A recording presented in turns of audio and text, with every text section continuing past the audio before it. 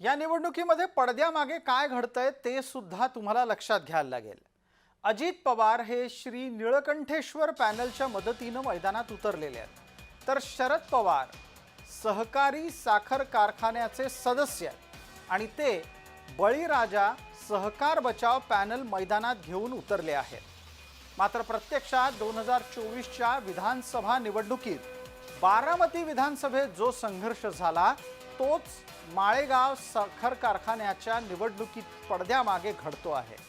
कारण शरद पवारांच्या पॅनलच्या रणनीतीची सगळी धुरा ही त्यांनी युगेंद्र पवार यांच्याकडे देण्यात आली आहे।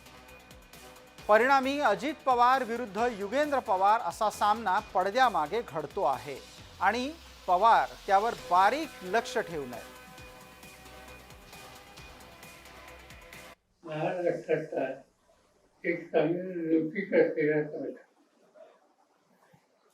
गेल्या अनेक वर्षाचा जे इतिहास पाहिला तिथं शक्यतो राजकारण कधी आणून दिलेलं नाही।